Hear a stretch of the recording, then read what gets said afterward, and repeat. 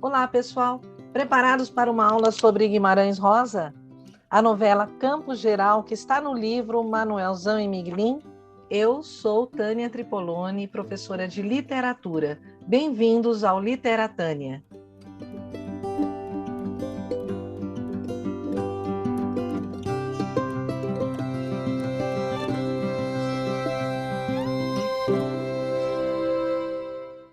A aula de hoje é uma daquelas aulas para se emocionar. Nós vamos entrar no universo de Guimarães, nas Minas Gerais, e vamos falar sobre a novela Campo Geral, que está contida no livro Manuelzão e Miguelim, de João Guimarães Rosa. Preparem-se, porque é uma das coisas mais lindas que nós veremos hoje. Eu quero falar com vocês sobre a obra, alguns aspectos que eu considero bastante importantes, personagens, a linguagem rosiana. Enfim, é uma aula. Embora Guimarães Rosa seja um escritor que dispensa comentários, eu achei muito bacana começar com esta fala dele, né, de uma entrevista que ele dá ao tradutor dele alemão. Vejam como Guimarães se autodescreve. Nós, os homens do sertão, somos fabulistas por natureza. Está no nosso sangue narrar histórias. Já no berço recebemos esse dom para toda a vida. Desde pequenos estamos constantemente escutando as narrativas multicoloridas dos velhos, os contos e lendas, e também nos criamos em um mundo que às vezes pode se assemelhar a uma lenda cruel. Deste modo, a gente se habitua, e narrar histórias corre por nossas veias e penetra no nosso corpo e nossa alma, porque o sertão é a grande alma de seus homens. Bonito isso, né? Então vejam esse contador de histórias, como ele dizia, né? Vocês podem estar estranhando histórias com E. Histórias com E é uma referência que se faz às fábulas, às histórias inventadas, e a imaginação criativa dessas histórias. O mineiro é muito rico nisso, principalmente Guimarães. E é nesse universo de histórias, como ele dizia, desde lá do Sagarana, né, que eram contos da carochinha para gente grande, que nós vamos conhecer o universo do menino Miguelim, que é aquele que vê o mundo com os seus olhos, da criança míope, que enxerga a realidade que os adultos não têm capacidade de enxergar. Vamos falar um pouquinho sobre o autor João Guimarães Rosa. Guimarães Rosa nasceu na pequena cidade de Cordesburgo, interior de Minas Gerais. O pai dele era um comerciante, tinha um armazém que se vendia de tudo. Ele morava próximo à estação e ele convivia com muitas pessoas que viajavam, né, que ia à estação, a criança pequenininha, ainda curioso por livros. Segundo os biógrafos de Guimarães, ele pedia para os viajantes trazer livros, trazer revistas. E quando ele se saciou da língua portuguesa, ele começou a pedir de idiomas estrangeiros. Olha o interesse de uma criança que levava aqueles livros de idiomas estrangeiros, um seminário próximo ali em Cordesburgo mesmo, né, próximo onde ele morava, e os padres foram ensinando Guimarães. Resultado, poliglota, tinha fluência em 11 idiomas. Aos 16 ele foi para a faculdade de medicina. Quando ele se formou médico, ele foi trabalhar no interior de Minas. E atendendo o público lá nos postos de saúde, ele ficou muito curioso com aqueles diversos falares, né, porque Minas é um estado bem grande, então há uma variante linguística bastante, né, intensa, diferente em cada ponto do estado. E ele encantou-se com aquilo e percebeu também que muitas vezes os seus pacientes não conseguiam dizer tudo o que eles sentiam. E aquela sensação de que o nosso vocabulário não era o suficiente para transformar em palavras todo o sentimento. Guimarães também guardou isso na mente dele. E ele se propõe a estudar as línguas, né? Como ele falava assim, o mais gostoso de tudo isso é que a gente faz por gosto, não por obrigação. E a partir daí esse interesse que ele também dizia que só se compreenderia a língua nossa, a nossa língua materna, se nós conhecêssemos o mecanismo de formação de outras línguas. Então, este médico curioso, que faz uma anamnese da língua, né, da linguagem, ele vai se dedicar a esses estudos. E depois, como ele foi indicado ao cargo de cônsul na Alemanha, por ser, né, um doutor, um poliglota, interessava ter um representante assim. Ele, lá na Alemanha, ele vai escrever o Sagarana. Só que antes dele ir embora, quando ele abandona a medicina, ele sai viajar por aqueles sertões, ele vai com os vaqueiros, ele era um bom escutador de causos e um bom contador de causos. Diz que ele andava com uma caneta pendurada no pescoço, uma caderneta, ele ia anotando tudo que ele ouvia, todas as curiosidades, as personagens, né? Ele foi observando aquela realidade e foi construindo esse universo dentro da mente dele.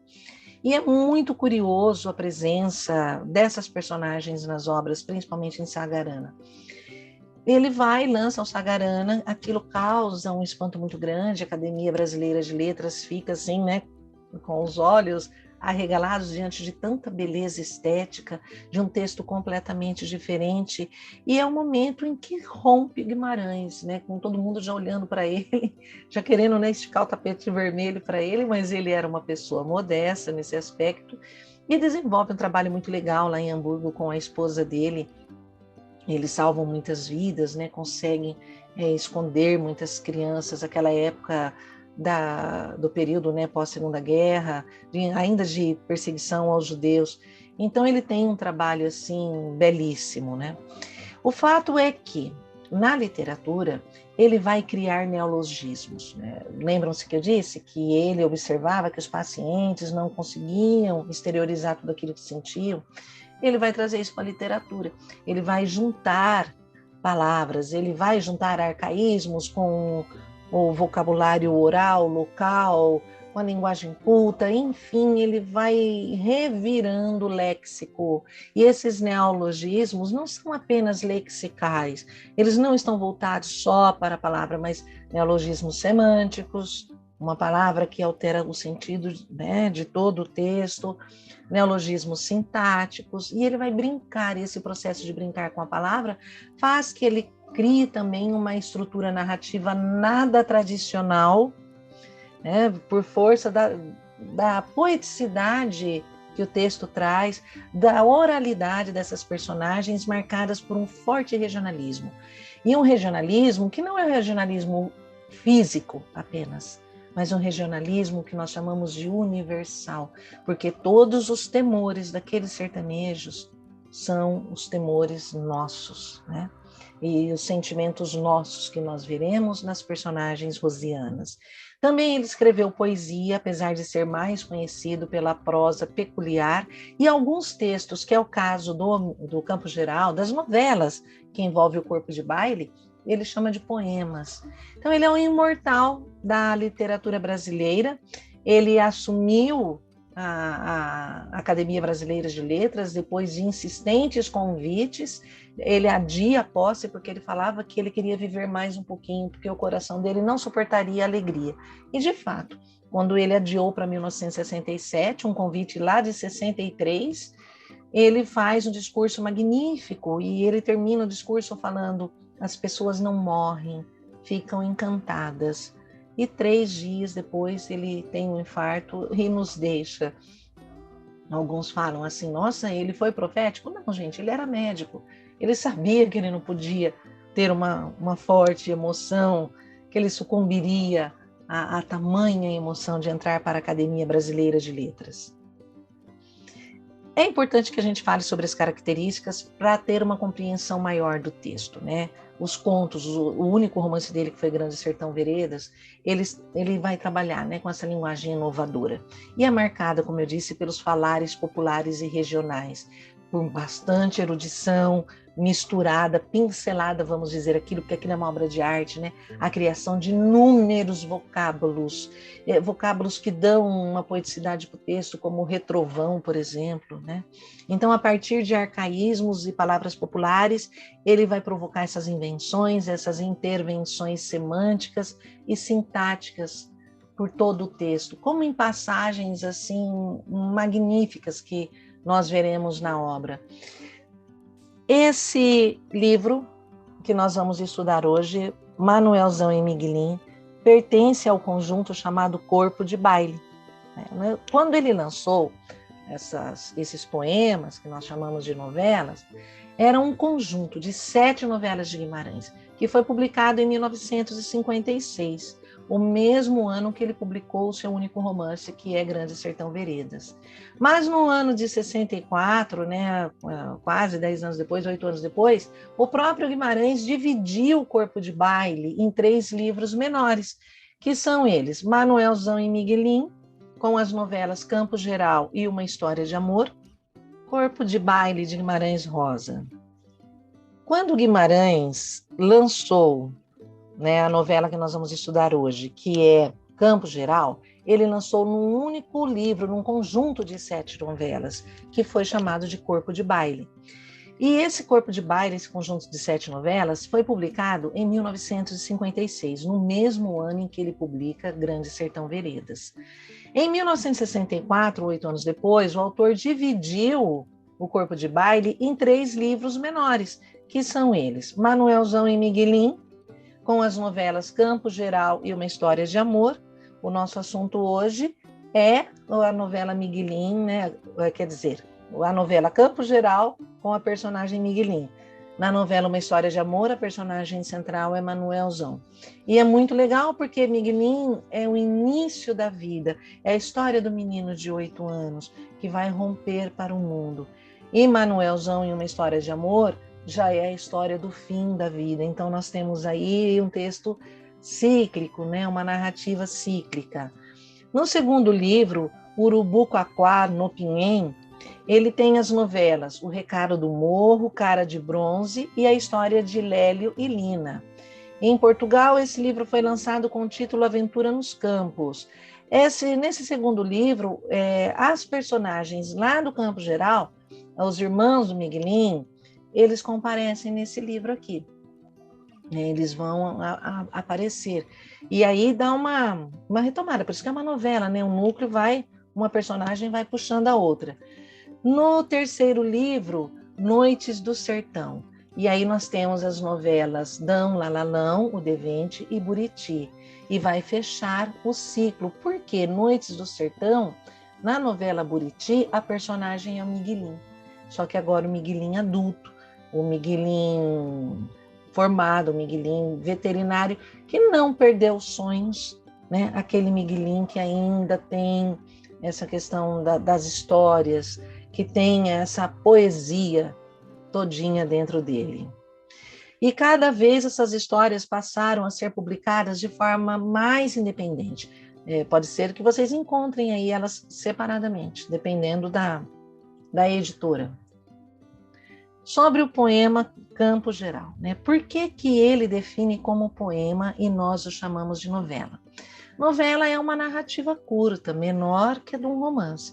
A novela ela é composta por uma célula familiar e quando, dependendo da novela narrativa, é ligada a outra célula, né? E essa personagem sai de uma passando para outra. No caso da novela, essa daí, ela está toda centrada na família do Miguelim. E ele falava assim, eu chamo de poema. E nós vamos entender, lendo o texto, por que ele fala em poema. Pela poesia dentro dessa prosa. E é um poema mesmo, né? A infância de Miguelim é uma infância muito parecida com a que muitos brasileiros tiveram. E aqui ele começa o texto, preste atenção como ele nos apresenta essa personagem. Um certo Miguelim morava com sua mãe, seu pai e seus irmãos. Longe daqui, muito depois da vereda do Frango d'Água e de outras veredas sem nome ou pouco conhecidas, em ponto remoto, no Mutum, no meio dos Campos Gerais, mas um covão em trechos de matas, terra preta, pé de serra. Miguelim tinha 8 anos. Então, olha a localização que ele faz dessa personagem. Um certo Miguelim. Olha o nome, Miguelim, né? Esse nome musical, Miguelim, parece um sonho, né? Não lembra a Sininho? Miguelim. E ele morava com a sua mãe, seu pai, seus irmãos, essa família, num lugar longe daqui, muito depois da vereda. Ou seja, no está aqui, nesse plano real. Ela está além da imaginação. Quando eu comecei a ler o Campo Geral, a primeira associação que a minha mente fez foi com a Iracema do Guimarães, do José de Alencar, né? Aquela Iracema além, muito além daquela serra, né? Onde habita o horizonte, mesma coisa o Miguelinho. Então, essa personagem que está além, né? Que está longe dali, ele tem o quê? Poeticidade. É uma personagem idealizada, não na beleza estética como a Iracema, mas na interior. Então, nós estamos diante de um olhar poético, de algo que está distante da nossa realidade. Talvez a gente não alcance, né? É mais ou menos isso que ele quer mostrar. Então, no remoto Mutum, no meio dos Campos Gerais.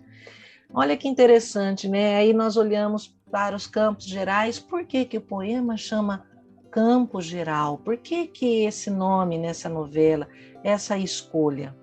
E aí Guimarães justifica, Campo Geral é no sentido simbólico de plano geral, como se fosse uma filmagem que a câmera ela sobe, né, e pega e filma todas as personagens, todo o local. Isso é um plano geral dentro de uma filmagem. Então é um plano geral dentro do corpo de baile, ou seja, Miguelinho é o primeiro, né? A visão daquela infância, daquelas personagens que depois vão se esparramar para os outros textos e vão fechar ciclicamente, né, com um olhar adulto.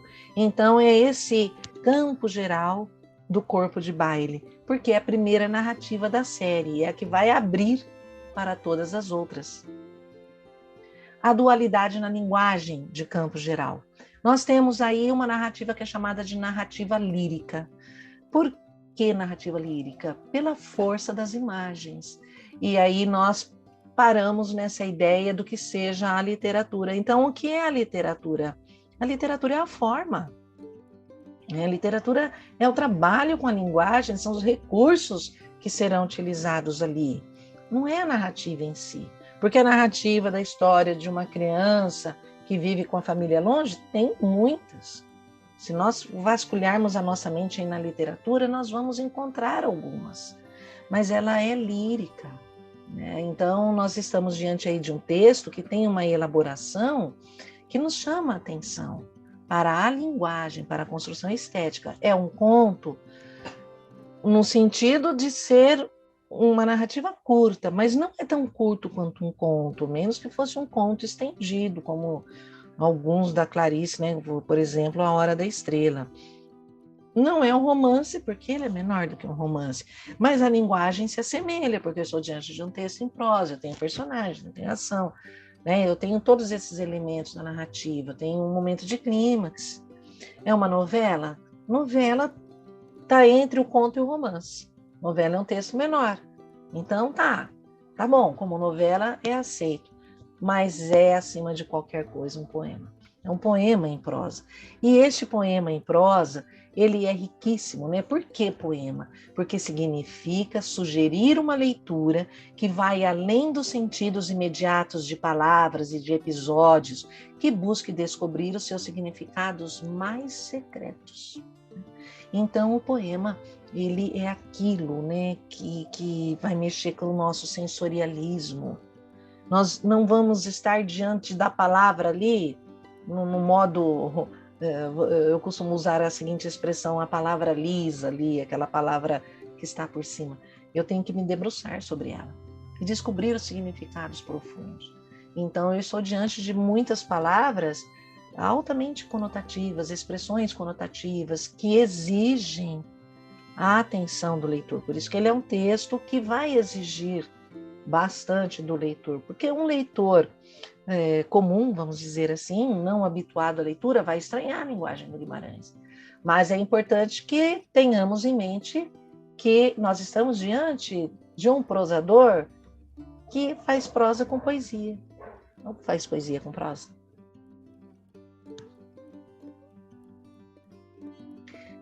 Para um resumo aí da obra, né, com uma colinha para vocês acompanharem, porque eu acho importante numa aula que vocês tenham a noção do texto. Nós estamos diante da narrativa de Campo Geral que começa quando Miguelinho é levado pelo tio Terês para ser crismado. Esse menino só tem 8 anos e nunca havia saído do Mutum. Ele algumas vezes fez algumas mudanças quando ele era muito pequenininho e não tinha lembrança, né, de sair daquele local, de conhecer as outras paisagens. E dessa viagem, a lembrança mais nítida será de um comentário ouvido sobre a beleza de Mutum. Profundamente emocionado com essa referência, Miguelinho não vê a hora de contá-la à mãe. A mãe dele chama Nhanina, que está sempre triste de viver ali, porque ela não gosta, porque Mutum é longe de tudo. E ela é uma mulher jovem, bonita, sonhadora. O Miguelinho, ele herda muito da mãe este olhar do sonho. Então, a rotina da casa inclui os brinquedos de Miguelinho, que é todo descrito na obra, os seus irmãozinhos, que por ordem de idade, a Adrelina, o Dito, a Chica, o Tomezinho, e depois o Leovaldo, que é mais velho que Miguelinho, mas que foi criado pelo tio, não mora com a família, ele vem depois juntar-se à família. Na cozinha, tem a mãe e as empregadas, que é a Rosa, a Maria Pretinha e a mãe Tina, que preparam as comidas. E é muito interessante essa mãe Tina, porque ela a família vinha já de escravos, quer dizer, ela era uma herança daquelas terras lá. E ela era velha, ela não sabia a idade que ela tinha. E há um embate muito grande entre ela e a avó do Miguelinho, a avó Isidra, porque a mãe Tina, ela representa uma espécie de acervo popular de toda a cultura que ela ouvia dos negros, da senzala, da religião cultuada. Então ela traz isso, né, daquelas religiões, daquelas crenças, e que entravam em choque com o catolicismo. E a avó Isidra era uma católica fanática. Então ela não gostava, ela falava que se os meninos ficassem ouvindo a história da mãe Tina, eles iriam todos para o inferno. E o Miguelinho fica impressionado com isso, né? Tem até um diálogo dele com o Dito, porque eles dividiam a mesma cama, e aí uma noite o Miguelinho perde o sono e ele fica falando com o Dito, e ele fala assim, eu gosto de ouvir as histórias da mãe Tina. E o Dito afirma que gosta de ouvir, mas ele fala assim pro Dito, mas toma cuidado, senão nós vamos tudo para o inferno, né? Porque as histórias dela é de feitiçaria. Então tem esse lance, esse preconceito, né? Mas ela tá ali, tá na casa, tá cuidando deles. Então nas cercanias vivem os diversos cachorros, tem muito, todos eles têm nome. Havia uma cadela, Pingo de Ouro, que Miguelinho era especialmente apegado, era a cachorrinha dele. Mas um dia o pai dá essa cadelinha embora para os tropeiros que vão pernoitar no Mutum, e o Miguelinho vai chorar bastante, vai ficar arrasado por causa da cachorrinha. A descoberta de que Nhanina e tio Terês tinham um caso causa grande confusão. Então, o tio Terês, que era irmão do Bero, Bernardo, pai do Miguelinho, que chamava Miguel, mas era chamado de Miguelinho, vivia ali com eles, trabalhando ali nas terras, né, na fazenda. E a Nhanina era uma mulher muito bonita, de chamar a atenção. E o pai tinha ciúme, eu acho que ele desconfia, e um dia eles brigam muito feio. E aí uma das irmãs do Miguelinho vem correndo chamar, fala, corre que o pai está batendo na mãe. E eles estão distraídos com outras coisas, mas o Miguelinho não aceita que isso acontece. Ele rompe, ele entra para dentro de casa correndo, a mãe está ajoelhada com a mão no rosto, ele abraça a mãe para o pai não bater na mãe. Aí o pai bate nele, dá uma sova nele, castiga, coloca ele em cima de um tamborete lá e ele fica de castigo sem poder sair do lugar. A vovó Isidra é sua tia-avó, é quem toma a iniciativa de expulsar o tio Terês da casa, xingando o tio Terês de Caim, e há relação aí com o texto bíblico, né? O Caim é aquele irmão que tinha inveja do Abel, né? Que traiu o Abel, que matou o Abel pela inveja. Então há essas relações dialógicas aí de comportamento. E o tio Terês é expulso dali, a Nhanina fica triste, e o Miguelinho vai sentir muito, porque o Miguelinho ele é muito apegado a esse tio.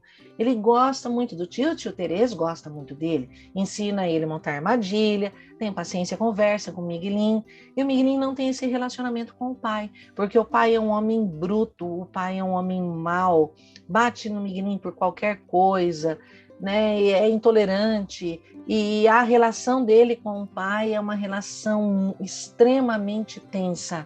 O Miguelinho gosta muito da mãe. A mãe é muito afetuosa, é carinhosa, a mãe abraça, a mãe beija, a mãe cuida, a mãe conta história, a mãe é como ele. E ele tem os cabelos pretos da mãe.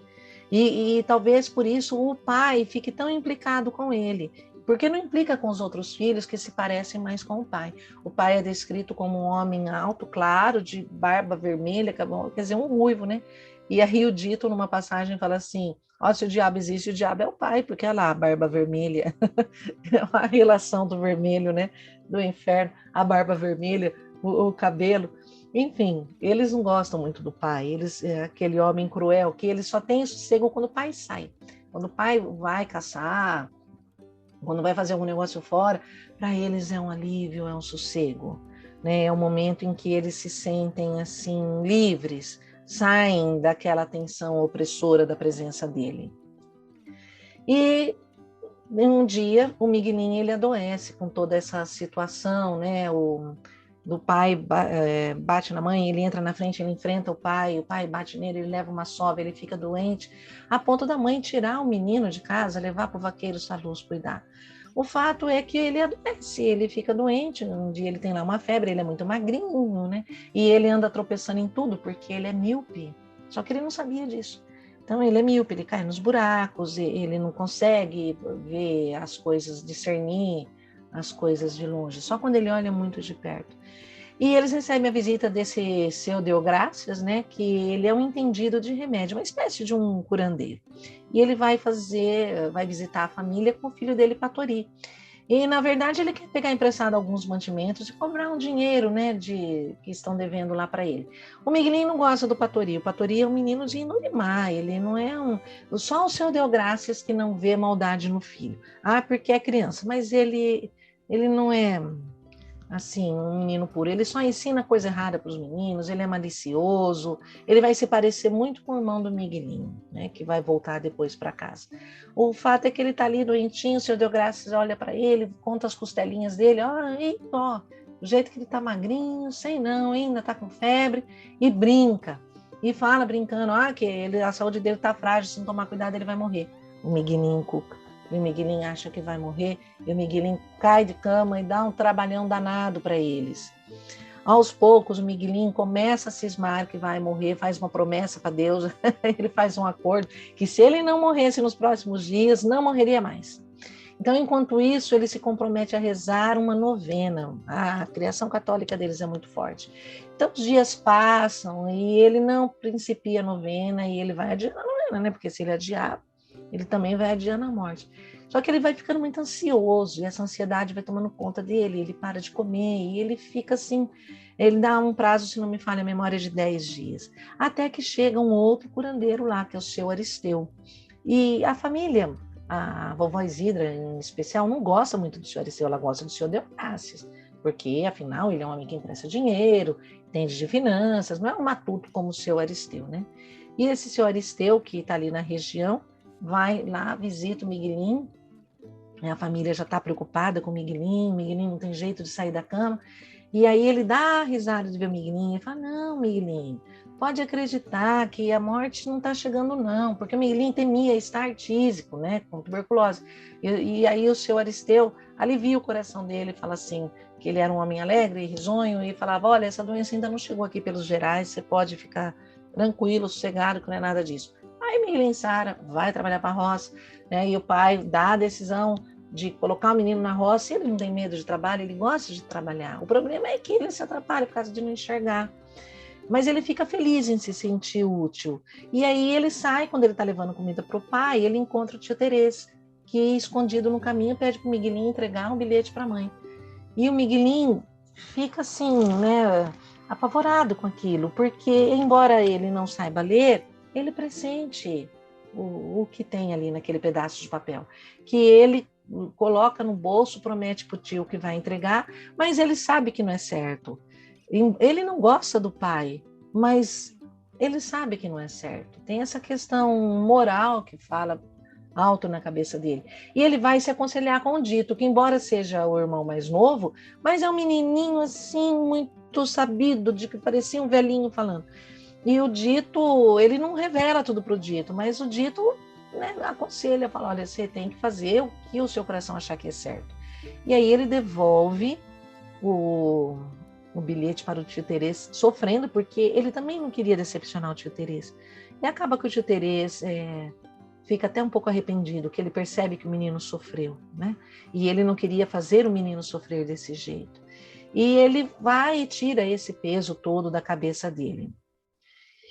E um dia as crianças estão brincando e o Dito se machuca. E ele faz um corte no pé e aquele corte vai inflamando. E pela descrição, né, aí nós temos um autor, um narrador, né, um autor que era médico. Então o narrador não fala que o menino tem uma doença grave. Olha a sutileza do Guimarães, né? Nós temos aí um narrador que é um narrador onisciente total, mas é um narrador que muitas vezes se mistura a fala dessas personagens. E aí ele vai descrever o Dito, que tem muita febre, que começa a enrijecer a nuca, o corpo vai enrijecendo. Todos os sintomas são sintomas de tétano, mas em momento algum eles falam em tétano, né? E o menino cai de cama e a família se apavora, aquilo é longe de tudo, e aí chamam esses curandeiros e não tem muito o que fazer. E o menino fica ali na cama. E é a época do Natal, né? E o Dito tá ali e a família tá sentindo aquele impacto, eles estão assim sofridos, eles estão dolorosos, porque o Dito, ele falava que ele queria crescer, ele queria ter fazenda, ele gostava de conviver no meio de gente grande. Então, quando estavam as crianças brincando e de repente formavam um grupo de adultos, o Dito largava as crianças e ia para o meio de adulto. O Miguelinho falava, por que você vai para o meio de adultos? E ele falava, eu quero ouvir o que eles falam. E o Miguelinho, ele gostava de sonhar e brincar com as crianças. Então, ele vai sofrer muito, né? E nessa passagem da morte prematura, que vai provocar esse impacto, né? Exatamente o Dito que não pensava em morrer, um Dito que traçava planos para o futuro. Então, ele falava assim, eu gosto de todos, por isso que eu quero não morrer e crescer, tomar conta do mutum, criar um gadão enorme. Mas o Dito morre. E a desolação do Miguelinho é total, né? E Miguelinho doidava de não chorar mais e de correr por um socorro. Olha a fala do narrador, né? E Miguelinho doidava de não chorar mais e de correr por um socorro. Quer dizer, não tinha mais lágrimas para chorar. E é muito triste essa passagem, porque no momento em que o Dito está lá, moribundo, ele chama o Miguelinho, a boca dele já travadinha, ele mal conseguia pronunciar as palavras, e ele pede para o Miguelinho contar uma de suas histórias, porque o Miguelinho falava muito, né?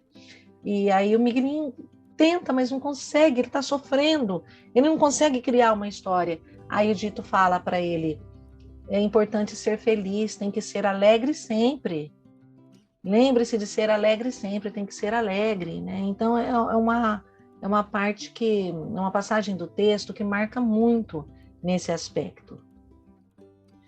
E aí esse relacionamento do Miguelinho com o pai vai ficando cada vez mais tenso, né? Quando o Dito morre, o pai fica um pouquinho bom, melhora um pouco porque sofreu, né? E vai ser um pouco mais cordial com o Miguelinho. Mas depois a coisa vai virando de perna para o alto de novo, até que chega num clímax, né? Quando a família é visitada pelos pêsames, e aí vem o irmão dele, né? E que morava com o tio, e vem visitar essa família, e aí ele briga, ele enfrenta o irmão, porque o irmão também é feito patori, ele é outro menino malicioso, e ele vai começar a tirar o sarro de um amiguinho do Miguelinho, e do Griso, e o Miguelinho não vai gostar nem um pouco disso. E aí ele apanha do pai de novo, ele é surrado violentamente pelo pai. É o momento em que a mãe cata o filho, manda para casa do vaqueiro Saluz, né, e deixa o menino lá até passar a raiva do pai, a revolta do pai. Só que o Miguelinho, ele está tão revoltado nesse momento que diz que o pai bate nele com cinta, que aquilo queima, feito óleo na pele, mas ele não chora. Ele não deixa as lágrimas cair. Ele cria um ódio no pai, né? Ele não chorava porque ele estava com o pensamento de que quando ele crescesse, ele matava o pai. E aí a mãe, preocupada, afasta o menino de casa. E aí passa um tempo, o Miguelinho retorna, carrancudo, mal-humorado, não quer saber do pai, chegou, não falou nada, não tomou a bênção, que era o costume, né? Benção pai, benção mãe. E a partir dessa cena, o Miguelinho começa a ajudar na capina da roça e vai trabalhar bastante, vai trabalhar duro, vai passar mal e põe-se a vomitar. Ele estava doente de novo, muito doente. O pai se desespera e é tomado de profunda comoção, porque aí o pai chora por causa dele. E aí o narrador fala: pai chorava, demordia de morder os beiços, demordia, né? Olha que palavra inventada, que neologismo, de morder os beiços. Acabou perdendo a cabeça, matou Luiz Altino, se enforcou no cipó e Miguelinho se restabeleceu. Né? Então essa é outra cena marcante, porque o Miguelinho está lá doente, o pai saiu fazer alguns negócios, e Luiz Altino foi um homem que o Berno trouxe para trabalhar na fazenda. Um lobo em pele de cordeiro, um homem assim que sai agradando todo mundo. Ele vem com um papagaio, que ele dá o papagaio de presente para a irmãzinha do Miguelinho, ele quer agradar todo mundo, mas na realidade está agradando a mãe das crianças, que é jovem, que é bonita, que fica falando, né, com ela, e as crianças percebem que eles ficam bastante tempo juntos. E então ele fala que ela tem razão de ser triste, de não gostar dali, porque as moças foram forçadas a casar muito cedo. Ele tem todo esse discurso de sedução, mas o pai do Miguelinho descobre. Né? E quando descobre, ele fica tão revoltado, ele perde a cabeça, que ele mata Luiz Altino e ele se enforca. Né? E a partir daí, parece que as coisas vão mudando dentro daquela casa, o Miguelinho se restabelece. E nesse momento que o pai morre, a mãe do Miguelinho vem lá com a mão no rosto e meio que pedindo perdão, fala que não teve culpa, e aí ele entende que pode ter sido, né, um adultério da mãe, mas ele não julga, em hipótese alguma, ele ama a mãe. E no final a mãe pergunta se está tudo bem se ela casar com o tio Tereza. Ele fica feliz porque ele gosta do tio Tereza.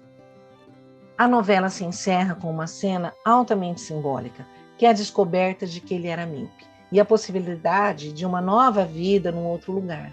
Então prestem atenção nessa cena. De repente chega ao Mutum um senhor de óculos, que é o Dr. Lourenço, e a amizade se estabelece. Deus te abençoe, pequenino. Como é teu nome? Miguelinho. Eu sou irmão do Dito. E o homem de óculos logo foi percebendo. Era doutor. Por que você aperta os olhos assim? Você não é limpo de vista? Era isto mesmo, Miguelinho era pite cego. Tinha vista curta e não sabia. Então o senhor, que era doutor, tirou os óculos e deu-os a Miguelinho. Olha agora, Miguelinho. Miguelinho olhou. Nem podia acreditar. Tudo era uma claridade, tudo novo, lindo e diferente. As coisas, as árvores, as caras das pessoas, o Mutum era bonito. Agora Miguelinho via claramente. Então veio o convite. O doutor era homem muito bom, levava o Miguelinho. Lá ele comprava uns óculos pequenos, entrava para a escola, depois aprendia ofício. E assim Miguelinho teria uma nova perspectiva de vida. A criança de calça curta ia penetrar agora em um novo mundo. Então é a passagem que nós chamamos de transição, né? Enxergar o mundo através das lentes dos óculos era deixar a infância, deixar as brincadeiras, o Mutum, os irmãos, o Dito, a imagem do Dito que ficou muito presente na vida, né? E crescer. A partir dali se mudar, sair daquele ambiente. Essa questão da dualidade da linguagem em campo geral. Prestem atenção nesse trechinho que ele fala assim: Dito não fazia companhia. Falava que carecia de ouvir as conversas das pessoas grandes. Miguelinho não tinha vontade de crescer, de ser pessoa grande. A conversa das pessoas grandes era sempre as mesmas coisas secas, com aquela necessidade de ser bruta, de ser brutas, coisas assustadas. Vejam só essa passagem como define a questão da linguagem dentro da novela, né? O que é que o Dito representa? Que ele carecia de ouvir conversa das pessoas grandes, e sendo que a linguagem das pessoas grandes eram secas, de coisas assustadas, né? E o Miguelinho não, ele não tinha vontade de crescer. Porque se ele não tinha vontade de crescer, porque a linguagem dele era o oposto das outras, não era bruta, não era assustada, era uma linguagem, né, do sonho. Então aí nós temos, vamos dizer assim, a condensação do que seja essa linguagem. Miguelin era um fabulista, um inventor de histórias. O Dito, racionalista. Então, Miguelin e Dito caracterizam o narrador. Tem até uma outra passagem que eu marquei para ler aqui para vocês um trechinho, que eu acho muito bacana, que fala sobre essa linguagem. Quando eles estão lá no quarto dormindo, que ele tenta, né, tenta dormir, mas aí não dá, eles ficam virando na cama, eles ficam conversando, né, sobre quem gosta de quem. Eu gosto da mãe Tina. Ela vai para o inferno? Vai, Dito. Ela é feiticeira, pagã. Dito, se de repente um dia todos ficassem com raiva de nós, pai, mãe, vovó Isidra, eles podiam mandar a gente embora no escuro, debaixo da chuva, a gente pequenos, sem saber onde ir. Dorme, Miguelinho. Se você ficar imaginando assim, você sonha de pesadelo. Então vejam, né, como esse Miguelinho, ele dava margem a essa imaginação, como é que funcionava essa cabecinha dele o tempo todo. E o Dito centrado, né? E o Dito, mesmo não, porque ele vivia no meio dos adultos, ele sentia que algo de errado tinha acontecido ali entre tia Teresa, a mãe e o pai. E o Miguelinho, na ingenuidade, na inocência, tia Teresa volta. Ele falou, não, volta não. Né? Como é que você sabe? Não, eu não sei. Ele pressentia. Então, veja assim, é a questão da razão, da observação, diferente do outro que ficava, né, fabulando, a ponto de uma falar, dorme que você fica aí imaginando, depois você vai ter pesadelo, né? O narrador é um narrador onisciente, no entanto, várias vezes esse narrador ele adota a perspectiva de protagonista, misturando, confundindo essas vozes, como se fosse tudo no discurso indireto livre, a ponto de nos confundir, né? Nós, leitores, estamos ali um pouco divididos, mas é o narrador ou é o Miguelinho? Tamanha confusão que ele faz. Vejam essa passagem, vovó Isidra pegava a almofada, ia fazer crivo, rezava e resmungava no quarto dela, que era o pior, sempre escuro. Lá tinha tanta coisa que a gente não pensava. Vovó Isidra, quase vez em uma, abria a janela, ela enxergava no escuro. Então, olha como a colocação aí, né, desse agente. Quando o narrador coloca esse agente, ele se inclui, ele se envolve nessa ação. Então não fica claro de quem é essa voz narrativa. Dentro da teoria da literatura, existe a postura de falar da existência de um narrador que é aquele narrador onisciente que não participa da história, mas que interfere na história. O Guimarães, ele tem esse narrador, como o Machado de Assis, por exemplo, nas narrativas dele em terceira pessoa, em alguns contos, e no próprio romance Quincas Borba, nós veremos essa passagem do narrador interferindo no texto. Então, vamos lembrar dessa questão desse narrador. É muito importante termos essa consciência, né, de entender esse processo aí. É uma narrativa altamente poética. O espaço Mutum, que é o lugar que fica longe dali, muito depois da vereda, né? Mutum deriva do latim, que significa mudo, silencioso, que combina com a postura introspectiva de Milim, que pensa, que sonha, que é um observador. O tempo é o tempo cronológico. Quando há uma informação de tempo de forma mais explícita, ela obedece a uma lógica mística, como lá no batismo do Miguelinho, né, que o tempo passou, ele tinha 8 anos. A promessa do Miguelinho, que ele faz ali 10 dias, ele vai rezar o terço. Mas ele nunca começa o terço porque, né, na hora que ele acabar o terço, vai chegar lá próximo do dia que ele pediu, né, para viver. Tem essa questão da morte do Dito, que é próximo ao Natal, que vai coincidir com a vovó Isidra montando o presépio, e ele, coitadinho, lá da cama, né, sem poder presenciar, e vai ser aquela tristeza. Tem a questão das tempestades, né, tem aquela tempestade feia, quando o Bero expulsa o tio Terês, e ele fica louco, e ele sai embora. Eles têm um pouco de sossego quando o pai viaja, mas a tempestade já prenuncia que alguma coisa de ruim vai acontecer, porque aí vem o Luiz Altino, né? no lugar do tio Terês, que vai gerar a outra trama, que vai culminar depois no homicídio, né, do Bero, que vai matar Luiz Altino, no suicídio, e aquela desgraceira toda, né, do final do texto. A questão da poesia que é muito forte. Essa passagem é linda. É a passagem que esses vaqueiros, eles vão caçar, eles gostam de caçar. Miguelinho não gosta muito disso. Ele achava um absurdo sair caçando, matar só por matar. Isso não entra na cabeça dele. Então, eles ficam ali, na fazenda com a mãe, naquela escuridão, e os vaqueiros saem com aquelas tochas, e de repente começam os vagalumes. E esses vagalumes vão brilhando e os meninos ficam encantados. O Dito sai correndo, pega um vidro lá, que ele quer guardar os vagalumes dentro do vidro para aquilo ficar brilhando, para ficar sonhando com aquilo. E aí eles ficam olhando, eles chamam a mãe. Aí o Miguelinho fala, corre, chama a mãe, para a mãe ver os vagalumes. E aí ela fica olhando, e ela também é de contar história, ela vê luz em tudo, ela vê beleza em tudo. Então ela fala da mãe, né? Um vagalume se apaga, descendo ao fundo do mar. Mãe, que é o mar, mãe? Mar era longe, muito longe dali, espécie de uma lagoa enorme, num mundo d'água sem fim. Mãe mesma nunca tinha avistado o mar.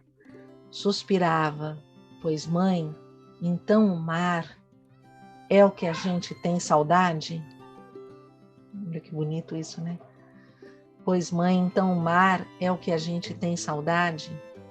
Vejam como esse narrador ele entra no texto. E aí continua. A gente olhava a mãe, imaginava a saudade. Miguelinho não sabia muitas coisas. Mãe, a gente então nunca vai poder ver o mar, nunca? Ela glosava. Quem sabe? Não. E eu não. Sempre por pobreza de longe. A gente não vai, Miguelinho. Dito afirmou. Acho que nunca. A gente é no sertão. Então por que é que você indaga? Nada não, Dito. Mas às vezes eu queria avistar o mar só para não ter uma tristeza. Olha que imagem mais linda que é essa daí, né? Que poesia, que emociona, né? Que mexe com os nossos sentidos, essa relação da infinitude do mar com a saudade, a infinitude da saudade, do distanciamento, né? E as provocações que nós temos aqui nessa passagem. E sem falar, obviamente, né, da musicalidade, a maneira oral, né? A gente olhava a mãe. Ele não coloca a gente olhava a mãe, a gente olhava a mãe, ele aproxima a mãe. E esse a gente olhava, ele puxa o leitor para dentro do texto, ele cria uma intimidade com o leitor.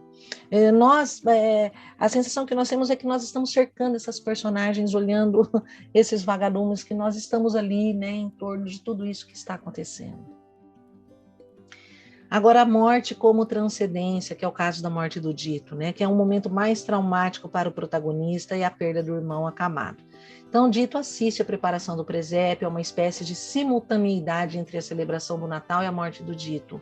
Essa simultaneidade que é muito interessante, porque o Guimarães, apesar de ser um doutor, ele era um homem muito místico, né, muito ligado a essas coisas da transcendência, do questionamento metafísico sobre a existência da vida e da morte, do bem e o mal, Deus e o diabo, e isso comparece nas obras dele. Então aqui a morte do Dito seria mais ou menos um nascer em outro plano, era transcender a existência física. Então Maitina ensinou que o Dito vinha em sonhos, olha só, Maitina ensinou que Dito vinha em sonhos, acenava para a gente, aceitava louvor, ou seja, as rezas, né? Este momento é marcado por um enterro simbólico dos objetos de Dito, uma espécie de monumento de permanência da memória, né? Porque quando eles vão enterrar o Dito, que o cemitério é longe dali, o Miguelinho está desesperado, está sofrendo, e ele está ali com os empregados da casa. Aí ele junta as coisas do Dito, e a Maitina que dá essa ideia. vamos enterrar, fazer um altarzinho aqui, você pode vir rezar para ele, você pode conversar com ele, ele vai estar sempre presente. Então, essa questão da memória, da preservação da memória, é muito bacana, né? É muito forte. É uma maneira que o Guimarães encontrou na sua narrativa de dizer aquilo que é indizível. Assim como ele não disse que era tétano, só mostrando os sintomas, aqui ele não diz que a morte é definitiva.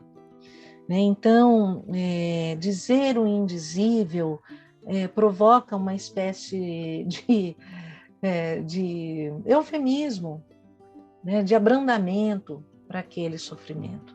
Isso é muito bacana, porque nós observamos essas palavras, a maneira como elas são tratadas no texto. Né? O Guimarães ele tem a palavra que nós chamamos de palavra fluídica. Nós não conseguimos observar na concretude dela, mas aquilo que a gente entende dela, é aquilo que ela passa para a gente. Quantas personagens? Tem as crianças, que é o Miguelim, né, que tem essa tendência lírica, gostava de ouvir contar histórias. O Dito, que chamava Expedito, que é a pessoinha velha, mais novo que o Miguelim, porém extremamente racional, gostava de ouvir as histórias do irmão. Expedito, é uma passagem muito interessante, que depois que o menino morre, que o papagaio aprende a falar. Meses depois o papagaio fica dito, dito, dito, expedito. É uma parte muito simbólica, né? Mas quem ensinou o papagaio a falar dito? Depois que o dito morreu? Dito, dito, dito, expedito, quer dizer, né? Já não está mais ali. E marca definitivamente a saída do dito, né? O dito acaba ali. A Adrielina, que é a irmã mais velha, que vai depois continuar no outro conto, Lina e Lino, né?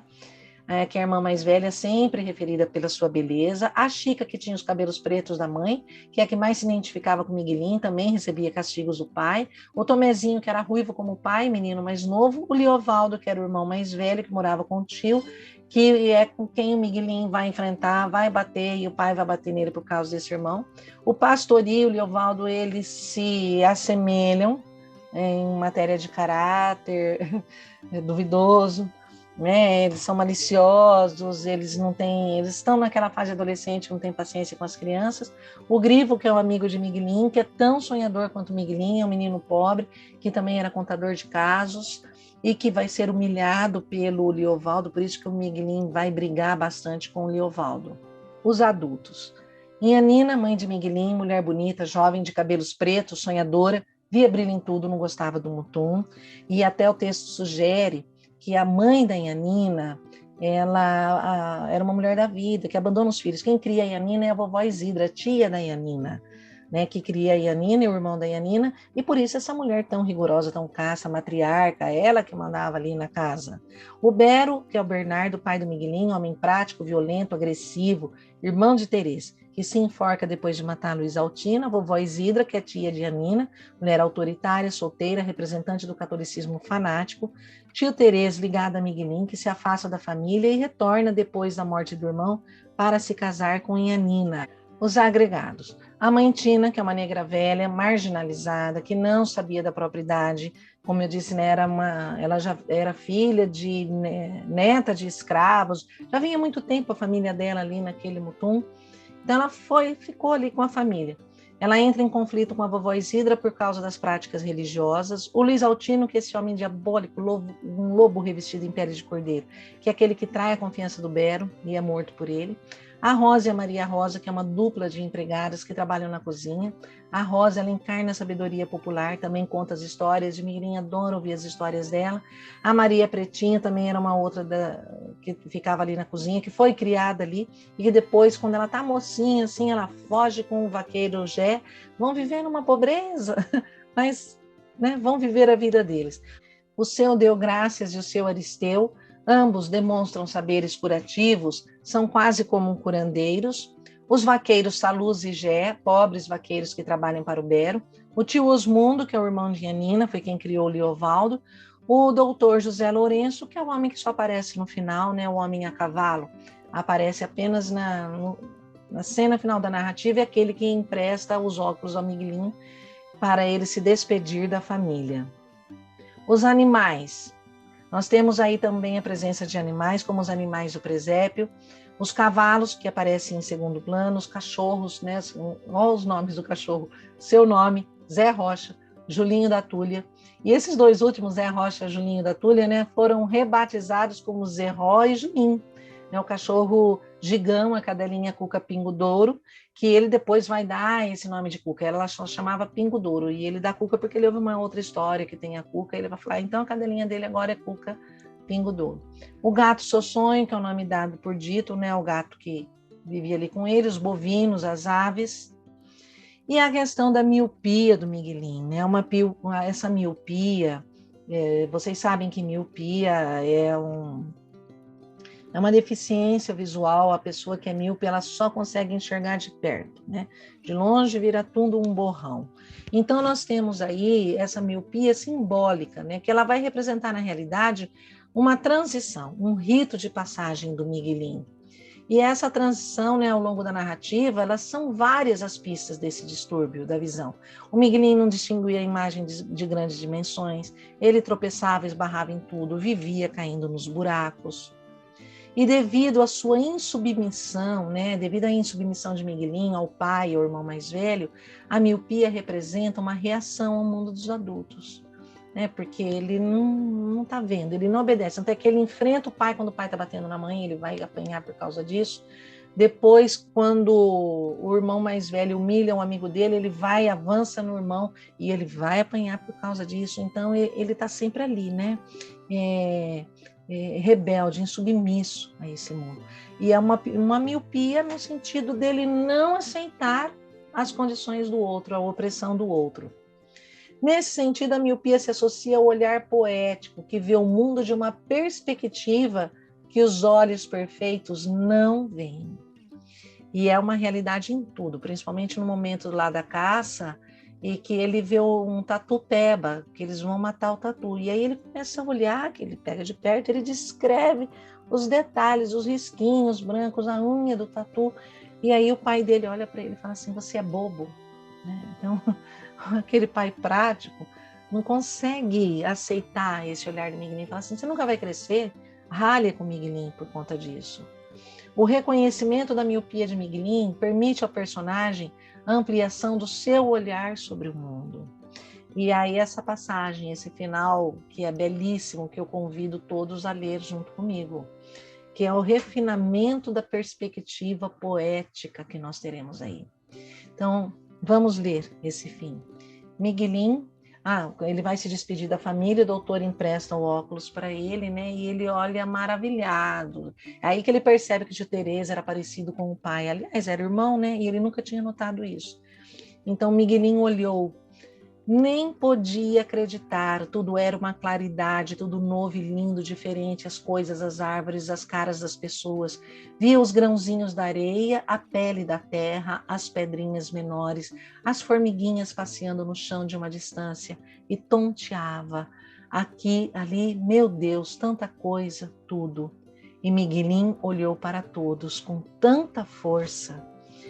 Saiu lá fora, olhou os matos escuros de cima do morro, aqui em casa, a cerca do Feijão Bravo e São Caetano. O céu, o curral, o quintal, os olhos redondos e os vidros altos da manhã. Olhou mais longe, o gado pastando perto do brejo, florido de São José, como um algodão, o verde dos buritis na primeira vereda. O mutum era bonito. Agora ele sabia. Que lindo isso, essa descoberta e esse momento da transição. O Miguelinho olhou para todos com tanta força, quer dizer, ele deixou a infância ali. Né?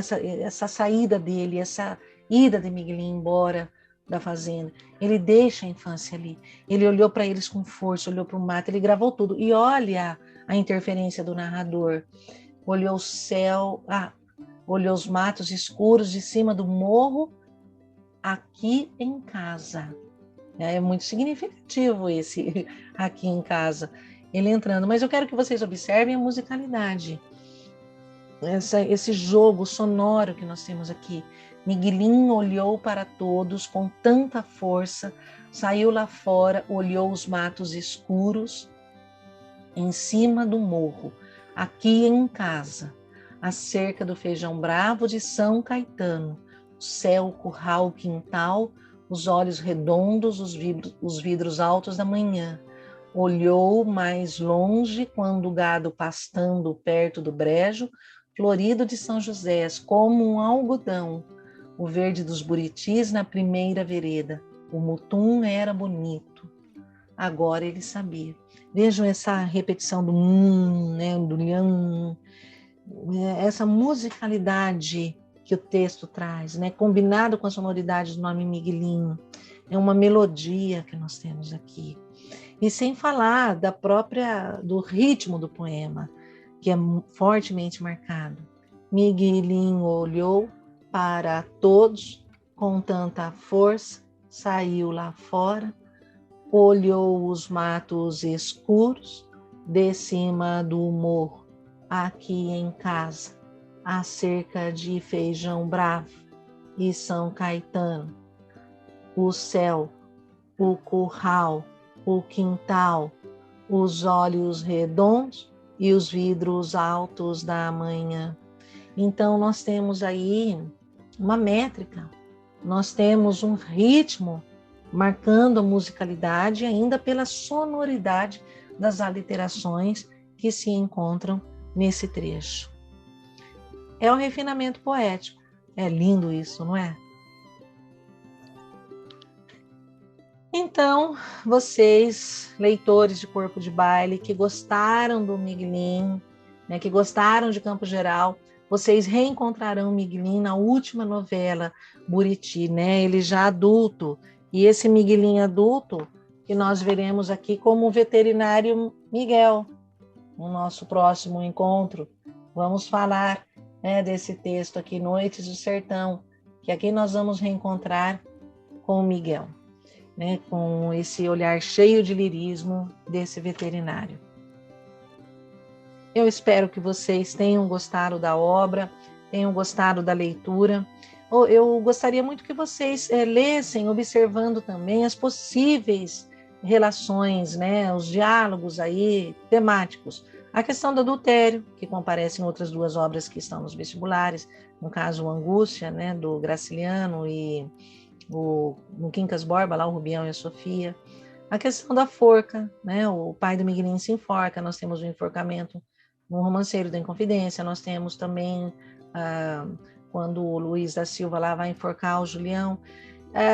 Há essa possibilidade de diálogo entre esses textos, mas observem principalmente a questão da linguagem, os neologismos, a sintaxe do texto é bastante importante, a fala, essa transição do discurso, né, do narrador para o discurso indireto livre, são questões que eles cobrarão de vocês certamente. Então, bons estudos, espero que vocês tenham gostado da aula e até mais.